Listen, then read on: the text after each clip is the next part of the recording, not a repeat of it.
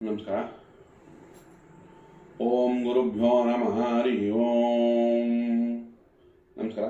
Welcome to ವಾಸ್ತುಜ್ಯೋತಿ ಕಾರ್ಯಕ್ರಮಕ್ಕೆ ಸುಸ್ವಾಗತಗಳು. ವಾರ ಭವಿಷ್ಯ ನೋಡಿ, ಈ ವಾರ ಏನು ವಿಶೇಷತೆ ಅಂದರೆ ಯುಗಾದಿ ಬರ್ತಾ ಇದೆ, ಶ್ರೀ ಪರಾಭವ ಸಂವತ್ಸರ ಬರ್ತಾ ಇರೋದ್ರಿಂದ ಈ ವಾರದಲ್ಲಿ ನಾವು ದ್ವಾದಶ ರಾಶಿ ಫಲಗಳನ್ನ ತಿಳ್ಕೊಳ್ಳೋಣ. ಅದಕ್ಕೂ ಮುಂಚೆ ಗ್ರಹಗಳ ಗೋಚಾರ. ಗುರು ಈ ವಾರದಲ್ಲಿ ನಮಗೆ ಮಿಥುನ ರಾಶಿಯಲ್ಲೇ ಸಂಚಾರ ಮಾಡ್ತಾ ಇದೆ. ಹಾಗೆ ಕೇತು ಸಿಂಹ ರಾಶಿಯಲ್ಲಿಯೂ, ರಾಹು ಕುಂಭ ರಾಶಿಯಲ್ಲಿ ಸಂಚಾರ ಮಾಡ್ತಾ ಇದೆ. ರಾಹು ಜೊತೆ ನಮಗೆ ಈಗ ನೋಡಿ ಬುಧ ಮತ್ತೆ ಕುಜ ಇಬ್ರು ರಾಹು ಜೊತೆ ಸೇರ್ಕೊಂಡಿದೆ. ನಮಗೆ ಈಗ ಕುಜ ಮತ್ತೆ ರಾಹು ಸೇರೋದಕ್ಕೆ ಅಂಗಾರಕ ಅಂತೀವಿ. ಅಂದ್ರೆ ಅರ್ಥ ಏನಾಯ್ತು, ಇಲ್ಲಿ ಈ ಯುದ್ಧಗಳಾಗ್ತಾ ಇದೆ. ಕುಜ ಅಂದ್ರೆ ಫೈರು, ರಾಹು ಅಂದ್ರೆ ಎಕ್ಸ್ಪ್ಲೋಷನ್ನು. ಸೊ ಇದರಿಂದ ನಮಗೆ ಈ ಜನರಲ್ಲಿ ಯುದ್ಧಗಳನ್ನ ನೋಡ್ತಾ ಇದೀವಿ. ನೋಡಿ, ಶನಿ, ಸೂರ್ಯ, ಶುಕ್ರ ಮೂರು ಜನನು ಮೀನ ರಾಶಿಯಲ್ಲಿ ಸೇರ್ಕೊಂಡಿದ್ದಾರೆ. ಸೊ ಹಾಗಾಗಿ ನಮಗೆ ಈಗ ಅಪ್ಪ ಮಗ ಅಂದರೆ ಸೂರ್ಯ ಶನಿ ಇಬ್ಬರು ನಮಗೆ ಮೀನ ರಾಶಿಯಲ್ಲಿ ಇರೋದ್ರಿಂದ ಶನಿಗೆ ಈಗ ಬಲ ಕಡಿಮೆ, ಸೂರ್ಯಗೆ ಬಲ ಹೆಚ್ಚಾಯಿತು. ಸೊ ಹಾಗಾಗಿ ನಮಗೆ ಈಗ ಸರ್ಕಾರದ ಬಲ ಜಾಸ್ತಿ ಕಾಣ್ಬೋದು. ಅಂದರೆ ಈಗ ಡಿಸಿಷನ್ ಮೇಕಿಂಗ್ ಚೆನ್ನಾಗಿರುತ್ತೆ ಈ ವಾರದಲ್ಲಿ.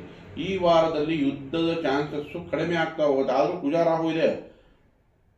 ನಂತರ ನೋಡಿ, ಈಗ ಒಂದು 15 ದಿವಸ 20 ದಿವಸ ಬಿಟ್ಟರೆ ನೋಡಿ ಇಂಪಾರ್ಟೆಂಟ್ ಏನಂದ್ರೆ, ಮುಖ್ಯವಾದ ವಿಚಾರ ಏನಂದ್ರೆ, ಗುರು ನಮ್ಗೀಗ ಇಷ್ಟು ದಿವಸ ವಕ್ರಿಯವಾಗಿತ್ತು, ಈಗ ಸಕ್ರಿಯ ಅಂದ್ರೆ ಮಾರ್ಗಿ ಆಗಿದೆ. ಯಾವಾಗ ಗುರು ದೃಷ್ಟಿ ನಮ್ಗೆ ಈಗ ರಾಹು ಮೇಲೆ ಬೀಳುತ್ತೋ ಈಗ ಬ್ಯಾಲೆನ್ಸಿಂಗ್ ಆಗ್ತದೆ, ಅಂದ್ರೆ ಈಗ ಸಮಾಧಾನ ಮಾಡೋ ಸಮಯ. ಬಟ್ ಆದ್ರೂ ಕುಜ ರಾಹು ವಾಯು ತತ್ವದಲ್ಲಿರೋದ್ರಿಂದ ಈಗ ನಡೀತಾನೆ ಇರುತ್ತೆ. ನಂತರ ಅದು ಮೀನ ರಾಶಿಗೆ ಹೋಗುತ್ತೆ ಕುಜ. ಅಲ್ಲಿ ಶನಿ ಜೊತೆ ಸೇರ್ಕೊಂಡ್ರೆ ಅಲ್ಲಿ ನೇವಿ ಆಯ್ತು, ಅಂದ್ರೆ ಜಲತತ್ವ ಆಯ್ತು ಮೀನ ರಾಶಿ. ಸೊ ಅಲ್ಲಿ ನೇವಿ ಆಕ್ಟಿವ್ ಆಗೋ ಚಾನ್ಸಸ್ ಇರುತ್ತೆ. ಇದು ಜನರಲ್ ಆಗಿ ಹೇಳ್ಬೇಕು ಅಂತಂದ್ರೆ ಗೋಚಾರಗಳು ಏನಿದೆ ಅಂತ. ಇನ್ನು ನಾವು ದ್ವಾದಶ ರಾಶಿ ಫಲಗಳ ಬರೋಣ. ನೋಡಿ, ಧನುರ್ರಾಶಿಯವರಿಗೆ ಸಪ್ತಮದಲ್ಲಿ ಗುರು ನಿಮ್ಮ ರಾಶಿ ಮೇಲೆ ವೀಕ್ಷಣೆ ಮಾಡ್ತಾ ಇದೆ, ಸಕ್ರಿಯ ಆಗಿದೆ. ಈ 2 ತಿಂಗಳು ಏನಾನ ಟೆನ್ಷನ್ ಇತ್ತಲ್ಲ, ಆ ಟೆನ್ಷನ್ ಇಂದ ರಿಲೀಫ್ ಆಗುತ್ತೆ. ಯಾಕಂದ್ರೆ ಮಾರ್ಚ್ 11ರಿಂದ ಗುರು ಸಕ್ರಿಯವಾಗಿರೋದ್ರಿಂದ ನಿಮ್ಮ ರಾಶಿ ಮೇಲೆ ದೃಷ್ಟಿ ಬಲವಾಗಿ ಬೀಳ್ತಾ ಇರೋದ್ರಿಂದ ನಿಮಗೆ ಈ ವಾರದಲ್ಲಿ ನಿಮ್ಗೆ ಏನಾದ್ರು ಪರಿಹಾರ ಸಿಗುತ್ತೆ. ಏನೇನು ಒತ್ತಡಗಳಿತ್ತೋ ಅದರಿಂದ ಒಂದು ಒಳ್ಳೆ ಮಾರ್ಗ ದಾರಿ ಸಿಗುತ್ತೆ ನಿಮಗೆ ಸಾಲ್ವ್ ಮಾಡ್ಕೊಳಕ್ಕೆ. ಇನ್ನು 3ರಲ್ಲಿ ಕುಜ ಇದೆ, ರಾಹು ಬುಧ ಇದೆ. ವ್ಯಾಪಾರ ವ್ಯವಹಾರಗಳಲ್ಲಿ ಲಾಭ, ಪತಿ ಪತ್ನಿಯಿಂದ ಲಾಭ, ಕೆಲಸದಲ್ಲಿ ಲಾಭ, ಒಂಥರ ನೇಮು ಫೇಮು ಎಲ್ಲ ಚೆನ್ನಾಗಿದೆ ನಿಮಗೆ. 4ರಲ್ಲಿ ಶನಿ ಸೂರ್ಯ ಸೇರಿರೋದು, ಶುಕ್ರನು ಸೇರಿರೋದು. ಶುಕ್ರ ನಿಮಗೆ ತಕ್ಕ ಮಟ್ಟಿಗೆ 6ನೇ ಮನೆ ಅಧಿಪತಿಯಾಗಿ 11ನೇ ಮನೆ ಅಧಿಪತಿಯಾಗಿ ಕೆಲಸದಲ್ಲಿ ಒಳ್ಳೆ ಲಾಭ ಕೊಡ್ತಾ ಇದೆ. ಸೂರ್ಯ ಶನಿ ಸೇರಿದಾಗ ತಂದೆ ಮಗನಿಗೆ ಭಿನ್ನಾಭಿಪ್ರಾಯ ಬರುವಂಥದ್ದು, ಅಥವಾ ತಂದೆ ಪೇರೆಂಟ್ಸ್ ಜೊತೆ ಭಿನ್ನಾಭಿಪ್ರಾಯ. ಯಾಕಂದ್ರೆ 4ನೇ ಭಾವನವಾಗಿರೋದು ಶನಿ 4ರಲ್ಲಿ ಇರೋದ್ರಿಂದ ತಾಯಿ ಅಥವಾ ತಂದೆ ಇಬ್ಬರಲ್ಲೊಬ್ಬರ ಜೊತೆ ಭಿನ್ನಾಭಿಪ್ರಾಯ, ದೂರ, ವಾಗ್ವಾದ ಅಥವಾ ಡಿಟ್ಯಾಚ್ಮೆಂಟ್, ದೂರ ಆಗಿ ಬೇಜಾರು ಮಾಡ್ಕೊಳ್ಳೋದು, ಇಂಥ ಸಿಚುವೇಶನ್ ಈ ವಾರದಲ್ಲಿ ನಡೀಬೋದು. ಯಾಕಂದ್ರೆ ಸೂರ್ಯನೂ ಸೇರ್ಬೋದು ಭಾಗ್ಯಾಧಿಪ ಆಗಿ. ಸೊ ಹಾಗಾಗಿ ಸೂರ್ಯ ಶಾಂತಿ ಅಗತ್ಯ ಅಥವಾ ಶನಿ ಶಾಂತಿ ಅಗತ್ಯ. ಸೂರ್ಯ 4ನೇ ಮನೆ ತಕ್ಕ ಮಟ್ಟಿಗೆ ಒಳ್ಳೆ ರಿಸಲ್ಟ್ ಕೊಡುತ್ತೆ, ಯಾಕಂದ್ರೆ ಗುರು ಮನೆಗೆ ಹೋಗ್ತಾರೆ. ಬಟ್ ಇಲ್ಲಿ ಶನಿಗೆ ನಮಗೆ ಶಾಂತಿ ಅಗತ್ಯ. ಶನಿಗೆ ಏನು ಮಾಡಬೇಕು?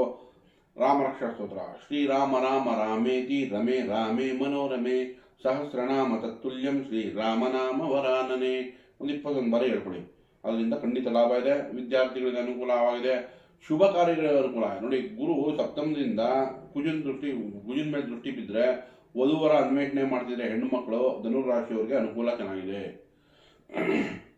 ಇನ್ನು ಇಲ್ಲಿ ಶುಕ್ರ ಶನಿ ಯುತಿ ಆಗ್ತಿದೆ. ಸೊ ವ್ಯಾಪಾರ ವ್ಯವಹಾರಗಳಲ್ಲಿ ಅನುಕೂಲ ಮಾಡಿಕೊಡುತ್ತೆ. ಓವರ್ ಆಲ್ ತಗೊಂಡ್ರೆ ಈ ವಾರ ಧನುರಾಶಿಯವರು ಚೆನ್ನಾಗಿದೆ ಅಂತ ಹೇಳ್ಬೋದು, ಒಳ್ಳೆಯದಾಗಲಿ. ಮಕರ ರಾಶಿಯವರಿಗೆ ಸೂರ್ಯ 3ನೇ ಮನೆಗೆ ಹೋದ್ರೆ ನೋಡಿ, ನಿಮ್ಗೆ ಆಕಸ್ಮಿಕವಾಗಿ ಏಳಿಗೆ ಅಂದ್ರೆ ಪ್ರಮೋಷನ್ ಸಿಗೋದು, ಬಡ್ತಿ ಸಿಗೋದು, ಅಧಿಕಾರ ಸಿಗೋದು, ನೇಮು ಫೇಮು ಸಿಗೋದು ಚೆನ್ನಾಗಿದೆ. ಶುಕ್ರ ಕೂಡ 3ನೇ ಮನೆಯಲ್ಲಿ ತಕ್ಕ ಮಟ್ಟಿಗೆ ಒಳ್ಳೆ ರಿಸಲ್ಟೇ ಕೊಡುತ್ತೆ. ಇನ್ನು 2ರಲ್ಲಿ ರಾಹು ಬುಧ ಕುಜ. ಮಾತಿನ ಮೇಲೆ ಎಚ್ಚರಿಕೆ ವಹಿಸಬೇಕು. ಮಾತಿಂದ ಜನಗಳು ನಿಷ್ಠೂರ ಆಗೋ ಚಾನ್ಸ್ ಇರುತ್ತೆ, ಅಣ್ಣ ದೂರ ಆಗೋ ಚಾನ್ಸ್ ಇರುತ್ತೆ. ಕುಜ ರಾಹು ಬುಧ 2ರಲ್ಲಿದೆ, ಅದಕ್ಕೆ ಎಚ್ಚರಿಕೆ ವಹಿಸಬೇಕು. ಇನ್ನು ಬುಧ ನಿಮಗೆ ನೋಡಿ 6ನೇ ಮನೆ ಅಧಿಪತಿ ಆಗುತ್ತೆ. ಕೆಲಸ ಕಾರ್ಯಗಳಲ್ಲಿ ಇನ್ಕಮ್ ಚೆನ್ನಾಗಿ ಕೊಡುತ್ತೆ.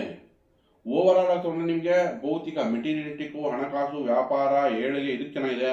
ಮಾತುಕತೆಯಲ್ಲಿ ಎಚ್ಚರಿಕೆ ವಹಿಸಿ. ಕುಟುಂಬದಲ್ಲಿ ಭಿನ್ನಾಭಿಪ್ರಾಯ, ವಾಗ್ವಾದ ಬರ್ಬೋದು, ಅದಕ್ಕೆ ಎಚ್ಚರಿಕೆ ವಹಿಸಬೇಕು. ಹಾಗಾಗಿ ಕುಜಿಶಾಂತಿ ಅಗತ್ಯ. ಸುಬ್ರಹ್ಮಣ್ಯನ ಆರಾಧನೆ, ಓಂ ಕಾರ್ತಿಕೇಯ ನಮಃ, ಓಂ ಸುಬ್ರಹ್ಮಣ್ಯ ನಮಃ, ಓಂ ಅನಘಾಯ ನಮಃ, ಒಂದು 10 ಹೇಳ್ಕೊಳ್ಳಿ. ಅದು ಸುಬ್ರಹ್ಮಣ್ಯನ ದೇವಸ್ಥಾನಕ್ಕೆ ಹೋಗಿ ಒಂದು 10 ನಿಮಿಷ ಕೂತ್ಕೊಂಡು ಎದ್ದು ಬನ್ನಿ, ಅದರಿಂದ ನಿಮಗೆ ಅನುಕೂಲಗಳಾಗುತ್ತೆ. ಅಣ್ಣ ಏನಾದರೂ ಸಹಾಯ ಮಾಡಿ, ಕುಜಿಶಾಂತಿ ಆಗುತ್ತೆ. ಇನ್ನು ರಾಹು ಬುಧ ಅನುಕೂಲನೆ ಮಾಡ್ಕೊಳ್ಳುತ್ತೆ. ಓವರ್ ಆಲ್ ತಗೊಂಡ್ರೆ ಮಕರ ರಾಶಿಯವರಿಗೆ ಚೆನ್ನಾಗಿದೆ ಅಂತ ಹೇಳ್ಬೋದು. ಸ್ವಲ್ಪ ಮಾತು ಬಗ್ಗೆ ಎಚ್ಚರಿಕೆ ವಹಿಸಬೇಕು, ಒಳ್ಳೆಯದಾಗಲಿ. ಕುಂಭರಾಶಿ ನೋಡಿ, ಕುಂಭರಾಶಿಯವರು ನಿಮ್ಮ ರಾಶಿಯಲ್ಲೇ 3 ಗ್ರಹಗಳ ಯುತಿ ಆಯಿತು. ಪಂಚಮದಲ್ಲಿ ಗುರು ಸಕ್ರಿಯ ಆಗಿದೆ. ಈ 2 ತಿಂಗಳಲ್ಲಿ ನಿಮ್ಗೆ ಇರೋ ಒತ್ತಡಗಳು, ಅಂದ್ರೆ ಕೆಲಸ ಕೈಗೆ ಬಂದಿದ್ದು ಬಾಯಿ ಬರ್ತಾ ಇರಲಿಲ್ಲ, ಕೆಲಸ ಮುಂದೂಡಿಕೆ ಆಗ್ತಾ ಇತ್ತು.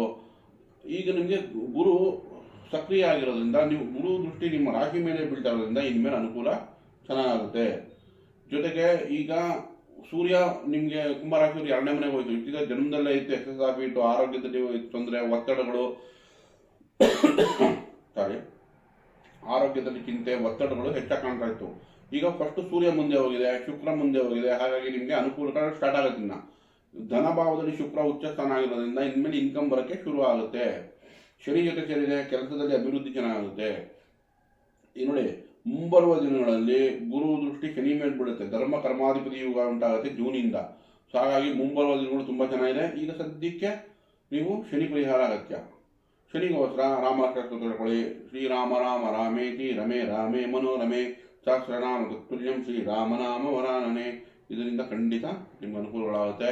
ಇನ್ನು ನಿಮ್ಮ ರಾಶಿಯಲ್ಲೇ ಕುಜ ರಾಹು ಬುಧ ಇರೋದ್ರಿಂದ ಸ್ವಲ್ಪ ವಾದ ವಿವಾದ, ಕೋಪ ಬೇಗ ಬರೋದು, ಇದಕ್ಕೋಸ್ಕರ ಕುಜ ಶಾಂತಿ ಅಗತ್ಯ.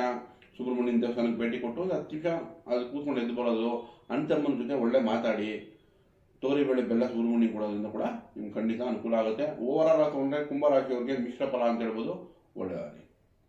ಮೀನರಾಶಿ ನೋಡಿ, ಮೀನರಾಶಿಯವ್ರಿಗೆ 12ನೇ ಮನೆಯಲ್ಲಿ ಕುಜ ರಾಹು ಬುಧ 12ರಲ್ಲಿದ್ದರೆ ಖರ್ಚು ಹೆಚ್ಚು ಮಾಡಿಸ್ಬಿಡುತ್ತೆ. 4-7ನೇ ಮನೆ ಅಧಿಪತಿ ಪತಿ ಅಥವಾ ಪತ್ನಿಗಾಗಿ ಖರ್ಚು ಹೆಚ್ಚು, ವ್ಯಾಪಾರದಲ್ಲಿ ಹೂಡಿಕೆ ಹೆಚ್ಚಾಗ್ಬಿಡುತ್ತೆ, ಲಾಭ ಕಡಿಮೆ ಆಗ್ಬಿಡುತ್ತೆ. ಸೊ ಹಾಗಾಗಿ ಇದಕ್ಕೆ ಎಚ್ಚರಿಕೆ ವಹಿಸಬೇಕು. ಆದರೂ ನೋಡಿ, ಗುರು ದೃಷ್ಟಿ ಬೀಳ್ತಾ ಇರೋದ್ರಿಂದ ಬ್ಯಾಲೆನ್ಸ್ ಮಾಡುತ್ತೆ, ಬಟ್ ಆದರೂ ಕೂಡ ಖರ್ಚು ಹೆಚ್ಚಾಗೋ ಚಾನ್ಸ್ ಇರುತ್ತೆ. ರಾಹು 12ರಲ್ಲಿದ್ದರೆ ಅಧಿಕ ಪ್ರವಾಸ, ಊರು ಸುತ್ತೋದು, ಟ್ರಿಪ್ ಹೊಡೆಯೋದು, ಅದು ಖರ್ಚು ಹೆಚ್ಚು ಮಾಡಿಸುತ್ತೆ. 12ರಲ್ಲೇ ಕುಜ ಇದ್ದರೆ ಪತಿ ಅಥವಾ ಪತಿ ಜೊತೆ ವಾದ ವಿವಾದ, ವಾಗ್ವಾದಗಳು ಕೊಡುತ್ತೆ. ಅದಕ್ಕೆ ಕುಜ ಶಾಂತಿ ಅಗತ್ಯ. ಸುಬ್ರಹ್ಮಣ್ಯನ ಆರಾಧನೆ ಮಾಡೋದು, ಸುಬ್ರಹ್ಮಣ್ಯನ ಅಷ್ಟೋತ್ತರಗಳು ಹೇಳ್ಕೊಳ್ಳೋದು, ಅಣ್ತಮ್ಮನ ಜೊತೆ ಚೆನ್ನಾಗಿ ಮಾತಾಡ್ಸೋದು, ಇದಕ್ಕೆ ಕುಜ ಪರಿಹಾರ ಆಗುತ್ತೆ. ಇನ್ನು ನಿಮ್ಮ ಜನ್ಮದಲ್ಲೇ ನೋಡಿ, ಶನಿ ಸಂಚಾರ, ಶುಕ್ರ ಸಂಚಾರ ಮತ್ತು ಸೂರ್ಯ ಸಂಚಾರ. ಸೂರ್ಯ ಜನ್ಮದಲ್ಲೇ ಸಂಚಾರ ಮಾಡ್ತಿದ್ದಾಗ ಎಕ್ಸಸ್ ಆಫ್ ಹೀಟ್ ಕೊಡುತ್ತೆ, ಕೋಪ ತಾಪ ಜಾಸ್ತಿ ಮಾಡುತ್ತೆ. ನೋಡಿ, ಜಲತತ್ವ ಇದು. ಹಾಗಾಗಿ ಜಲತತ್ವದಲ್ಲಿ ಅಗ್ನಿ ಬಂದು ಸೇರ್ಕೊಂಡಿದೆ ಈಗ 6ನೇ ಮನೆ ಅಧಿಪತಿ. ಸೊ ಕೆಲಸ ಕಾರ್ಯಗಳಲ್ಲಿ ಮಾತಾಡುವಾಗ ಎಚ್ಚರಿಕೆ ವಹಿಸಿ, ಆರೋಗ್ಯದ ಕಡೆ ಗಮನ, ಬ್ಯಾಲೆನ್ಸ್ ಆಫ್ ಎನರ್ಜೀಸು ಅದನ್ನು ಬ್ಯಾಲೆನ್ಸ್ ಮಾಡೋ ಕಡೆ ಗಮನ ಕೊಡಿ. ಕೋಪ ತಾಪ ಕಡಿಮೆ ಮಾಡ್ಕೊಳ್ಳಿ. ಶುಕ್ರ ನಿಮಗೆ ಅನುಕೂಲ ಮಾಡಿಕೊಡುತ್ತೆ. 3ನೇ ಮನೆ ಅಧಿಪತಿ, 8ಮಾಧಿಪತಿ ನಿಮ್ಮ ರಾಶಿಯಲ್ಲೇ ಉಚ್ಚ ಸ್ಥಿತಿಯಲ್ಲಿರೋದ್ರಿಂದ ಆಕಸ್ಮಿಕ ಶುಭ ಸುದ್ದಿ, ಶುಭ ಲಾಭಗಳನ್ನ ಶುಕ್ರ ತಂದುಕೊಡುತ್ತೆ. ಸೊ ಶುಕ್ರನಿಂದ ಲಾಭ ಚೆನ್ನಾಗಿದೆ. ಗುರು ನಿಮ್ಮ 4ನೇ ಮನೆ ಕೇಂದ್ರದಲ್ಲಿ ಚೆನ್ನಾಗಿದೆ. ಆದರೆ 12ನೇ ಮನೆ ಕುಜ, ಸೂರ್ಯ ನಿಮ್ಮ ರಾಶಿಯಲ್ಲಿರೋದು, ಬುಧ 12, ವಿಷ್ಣು ಸಹಸ್ರನಾಮ ಹೇಳ್ಕೊಳ್ಳಿ. ನಿಮಗೆ 7ನೇ ಮನೆ ಅಧಿಪತಿ, 4ನೇ ಮನೆ ಅಧಿಪತಿ ಬುಧನಾಗಿ 12ರಲ್ಲಿರೋದ್ರಿಂದ ಮನೆಯಲ್ಲಿ ಸುಖಕ್ಕೂ, ಪತಿ ಪತ್ನಿಯ ಸಾಮರಸ್ಯಕ್ಕೂ, ವ್ಯಾಪಾರ ವೃದ್ಧಿಗೂ ವಿಷ್ಣು ಸಹಸ್ರನಾಮ ರಾಮಬಾಣವಾಗಿ ಕೆಲಸ ಮಾಡುತ್ತೆ ಈ ವಾರದಲ್ಲಿ. ಅದರಿಂದ ಲಾಭನ ನೀವು ನಿರೀಕ್ಷಿಸ್ಬೋದು. ಓವರಾಲ್ ತೊಗೊಂಡ್ರೆ ಮೀನರಾಶಿಯವರಿಗೆ ಮಿಶ್ರ ಫಲ, ಒಳ್ಳೆಯದಾಗಲಿ. ಹೊಸ ವರ್ಷ ಎಲ್ಲರಿಗೂ ಸುಖ, ಸಮೃದ್ಧಿ, ಶಾಂತಿ, ಐಶ್ವರ್ಯನ ತಂದುಕೊಳ್ಳಿ ಅಂತ ಭಗವಂತನ ಕೇಳ್ಕೊತೀನಿ. ಹ್ಯಾಪಿ ಯುಗಾದಿ. ದಯವಿಟ್ಟು ಈ ವಿಡಿಯೋ ಇಷ್ಟ ಇದ್ದಲ್ಲಿ ಲೈಕ್ ಮಾಡಿ, ಶೇರ್ ಮಾಡಿ, ಸಬ್ಸ್ಕ್ರೈಬ್ ಮಾಡಿ. ಧನ್ಯವಾದಗಳು.